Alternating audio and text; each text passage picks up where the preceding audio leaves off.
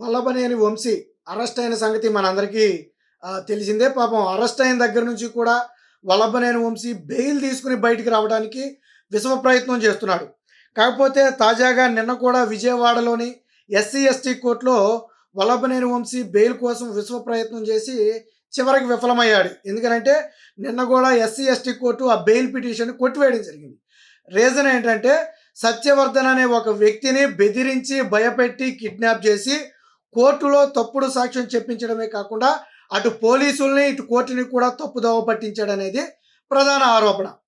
ఈ నేపథ్యంలో ఇప్పుడు వల్లభనేని వంశీకి బెయిల్ ఇస్తే సత్యవర్ధన్ అనే వ్యక్తిని ప్రభావితం చేయొచ్చు, కేసుని తారుమారు చేయొచ్చు, సాక్ష్యాలను మాయం చేయొచ్చు అనే కోణంలో ప్రభుత్వం తరపున అయితే బలంగా వాదనలు వినిపించారు.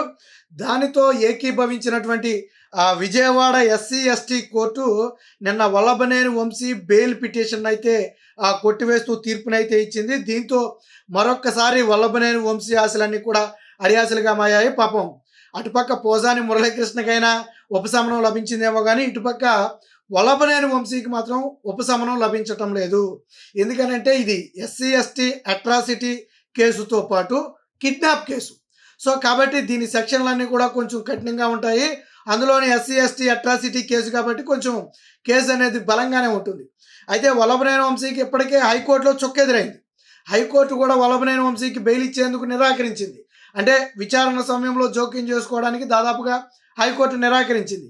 కింది కోర్టులోనే మీరు చూసుకోవాలని చెప్పింది. సో కేసును విచారిస్తుంది ఎవరు? విజయవాడలోని ఎస్సీ, ఎస్టీ కోర్టు. మరి ఎస్సీ, ఎస్టీ కోర్టు ఏం చేసింది?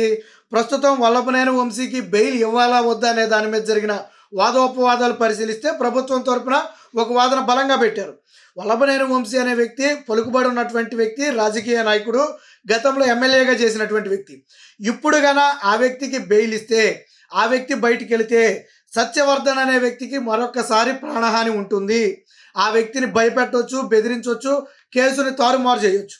ఎందుకంటే సత్యవర్ధన్ అనే వ్యక్తి ఇచ్చినటువంటి వాంగ్మూలం ఆధారంగానే ఈరోజు వల్లభనేని వంశీ మీద కేసు నమోదైంది. అదే మళ్ళీ వల్లభనేని వంశీ బెదిరించో, భయపెట్టో దీన్ని వాపసు తీసుకుంటే కేసు అంతా పక్కదారి పడుతుంది. ఇదే విషయాన్ని బలంగా ప్రభుత్వం తరపున అయితే వాదనలు వినిపించారు. ఇరుపక్షాల వాదనలు విన్న తర్వాత ప్రభుత్వ తరపు వాదనలను పరిగణలోకి తీసుకున్నటువంటి ఎస్సీ, ఎస్టీ అట్రాసిటీ కోర్టు ఏదైతే ఉందో ఆ కోర్టు వల్లభనేని వంశీ వేసినటువంటి బెయిల్ పిటిషన్ అయితే కొట్టివేసింది. కేవలం వల్లభనేని వంశీదే కాదు, ఈ కేసులో ఇతర నిందితులుగా ఉన్నటువంటి వీర్రాజు, శివరామకృష్ణ ప్రసాద్, లక్ష్మీపతి, వేల్పూర్ వంశీ, సో వీళ్ళందరి బెయిల్ పిటిషన్లు కూడా కొట్టివేయడం జరిగింది. వల్లభనేని వంశీ చేసిన పనే దాదాపుగా ఆళ్ళు చేస్తారు. వల్లభనేని వంశీ కాకపోతే తన అనుచరులు వీళ్ళ ద్వారా చేయించవచ్చు వంశీ. కాబట్టి వీరందరి బెయిల్ పిటిషన్లు కొట్టివేస్తూ నిన్న ఎస్సీ, ఎస్టీ కోర్టు అయితే ఒక నిర్ణయం తీసుకుంది. దీంతో వల్లభనేని వంశీ గొంతులో మళ్ళీ పచ్చివెరకే పడినట్టయింది. వాస్తవానికి అరెస్ట్ అయ్యి చాలా రోజులైంది కాబట్టి ఇక నేను బెయిల్ మీద బయటకు వచ్చేస్తానని చెప్పి వల్లభనేని వంశీ భావించాడు. కానీ వల్లభనేని వంశీ అనుకున్నది ఒకటి, ఇక్కడ జరిగింది ఒకటి. వల్లభనేని వంశీయే కాదు, అనుచరులకు కూడా ఈ కేసులో అయితే బెయిల్ రాలేదు. అంటే మరి కొంతకాలం వల్లభనేని వంశీ జైలులో ఉండక తప్పని పరిస్థితి. సో ఆల్రెడీ ఇప్పటికే టీడీపీ కార్యాలయం మీద దాడి కేసులో బెయిల్ను కూడా ఆల్రెడీ కొట్టివేయడం జరిగింది. టీడీపీ కార్యాలయం మీద ముందస్తు బెయిల్ ఒకటి అప్లై చేసుకున్నారు, ఆ కేసులో కూడా ఇరికిస్తారని చెప్పి. బట్ ఆ కేసులో కూడా ఇప్పటికే బెయిల్ పిటిషన్ కొట్టివేయడం జరిగింది. హైకోర్టులో కూడా చొక్కెదురైంది. సో అంటే దాదాపుగా వల్లభనేని వంశీకి దారులన్నీ మూసుకుపోయాయి. చేసిన పాపం ఊరుకునే వదిలిపెట్టదు.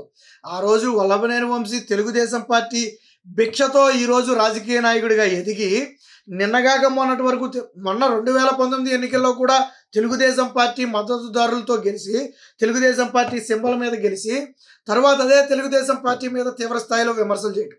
పార్టీలు మారటం అనేది సహజం, దాని గురించి విమర్శించక్కర్లా. ఎవరికి ఇష్టమైతే ఆ పార్టీలు మారుతారు. ఇదేం వల్లభనేని వంశీ కొత్తగా మారింది కాదు, ఎక్కడైనా జరిగేది. కానీ కన్న తల్లి వంటి తెలుగుదేశం పార్టీ మీద, తండ్రి వంటి చంద్రబాబు గారి మీద, తల్లి వంటి భువనేశ్వరి గారి మీద అనుచిత వ్యాఖ్యలు అనేవి టీడీపీ శ్రేణులు జీర్ణించుకోలేకపోయారు. నిన్నగా మొన్న వల్లభనేని వంశీ ఆ ఫోటోలు కూడా బయటకు వచ్చాయి, మీరు చూసారో లేదో. పాపం ముసల్తనం బయటపడింది. వల్లభనేని వంశీ మామూలుగా ఉండుంటే పాపం రంగు గింగు వేసి ముడతలే కనపడకుండా మొహానికి ఆ పేడ ఈ పేడ కథ రాసి ముడతలు కనపడకుండా మేనేజ్ చేసేవాడు గడ్డ మీద నీట్గా చేసుకుని. ఎప్పుడైతే జైలుకి వెళ్ళాడో మరి రంగులు గింగులు ఉండవు కదా, అక్కడ మా అయితే షేవింగ్ ఉంటుందేమోలే, రంగులు గింగులు ఉండవు కదా. దాంతో ఏమైంది, వల్లభనేని వంశీ ఒరిజినల్ రూపం బయటపడింది. ఇదే వల్లభనేని వంశీని పాపం జగన్మోహన్ రెడ్డి అందగాడు అని చెప్పి రాష్ట్ర ప్రజలకు పరిచయం చేయడం ఓట్ల కోసం. మరి వాళ్ళ గన్నవరం అందగాడు. అందుకని ఇప్పుడు సోషల్ మీడియాలో కూడా ఏం జరుగుతుంది, గన్నవరం అందగాడి అసలు రూపం ఇదని చెప్పి సోషల్ మీడియాలో ట్రోల్స్ కూడా నడుస్తున్నాయి. ఏదేమైనా మొత్తంగా వల్లభనేని వంశీకి దాదాపుగా కోర్టులో బెయిల్దారులు మూసుకుపోయాయి. మరి కొంతకాలం పాటు మరొక 2 వారాల పాటు వల్లభనేని వంశీకి అయితే బెయిల్ వచ్చే అవకాశం లేదు. ఆల్రెడీ హైకోర్టులో కూడా ఎదురు దెబ్బ తగిలిన నేపథ్యంలో ఇప్పుడు ఏమీ చేయలేని పరిస్థితి. అదే కింది కోర్టు కొట్టేస్తే పై కోర్టుకి వెళ్ళొచ్చు. బట్ పై కోర్టులో కూడా ఎదురు దెబ్బే తగిలింది. అక్కడి నుంచి సుప్రీంకోర్టుకి వెళ్ళినా ఎదురు దెబ్బే తగులుతుంది. ఎందుకంటే హైకోర్టే ఈ సమయంలో మేము జోక్యం చేసుకోలేము, ఏదైనా ఉంటే మీరు కింద కోర్టులో చూసుకోమంది. కింద కోర్టు అంటే విజయవాడ ఎస్సీ ఎస్టీ కోర్టు. ఇప్పుడు నిన్న బెయిల్ పిటిషన్ కొట్టేసింది కూడా ఆ కోర్టే. సో ఆ కోర్టు బెయిల్ పిటిషన్ ఇవ్వడానికి కూడా నేను ఒప్పుకోలే. ఎందుకంటే వల్లభనేని వంశీ అనే వ్యక్తి చేసింది మామూలు విషయం కాదు. ఆల్రెడీ కేసు పెట్టిన వ్యక్తిని బెదిరించి భయపెట్టి కిడ్నాప్ చేసి ఒకరోజు మొత్తం హైదరాబాద్లోని వల్లభనేని వంశీ ఇంట్లో పెట్టుకుని చిత్రహింసలు చేసి మళ్ళీ వేరొక గెస్ట్ హౌస్కి తరలించి అక్కడ చిత్రహింసలు చేసి తర్వాత తీసుకొచ్చి మళ్ళీ కోర్టులో నేనేమి కేసు పెట్టలేదు, నాతో బలవంతంగా పెట్టించారని కోర్టులో తప్పుడు సాక్ష్యం చెప్పించారు. తర్వాత ఆ కుటుంబ సభ్యులు మా అబ్బాయిని కిడ్నాప్ చేసి కొట్టి ఇలా సాక్ష్యం చెప్పించారని వాళ్ళు చెప్పేదాకా విషయం బయటికి రాలి. అంటే కోర్టులో చెప్పిన విషయాన్ని తిరిగి తారుమారు చేయగల గనుడు వల్లభనేని వంశీ. అందుకనే వల్లభనేని వంశీకి కోర్టు ఎందుకు బెయిల్ ఇవ్వట్లేదు, ఎందుకు ఈ విషయంలో జోక్యం చేసుకోవట్లేదు అంటే ఆల్రెడీ జరిగిన ఘటనలు పరిగణలోకి తీసుకునే వల్లభనేని వంశీకి ఇవ్వట్లేదు. మరి వల్లభనేని వంశీ గతంలో కొడాలి నాని ఇద్దరు కూడా చాలా గట్టిగా మాట్లాడారు. నా జోలికి వస్తాడా, వల్లభనేని వంశీ జోలికి వస్తాడా, జగన్మోహన్ రెడ్డి జోలికి వస్తాడా, రమ్మనని మేము చూసుకుంటామని చెప్పి కొడాలి నాని నోటుకు వచ్చినట్టు మాట్లాడాడు. మరి ఇప్పుడు కొడాలి నానికి నోరేమేగలుగుతా. పాపం వల్లభనేని వంశీ జైల్లో ఉంటే చూడటానికి కూడా పోలా. అది అధికారికంగా అయితే ఎక్కడా పోలా. అనధికారికంగా ఏదైనా దొడ్డిదారిని వెళ్ళి చూస్తే మనకు తెలియదు. కానీ అధికారికంగా వల్లభనేని వంశీని కలవటానికి కూడా కొడాలి నాని వెళ్ళాల. ఎందుకు వెళ్ళాలా మరి?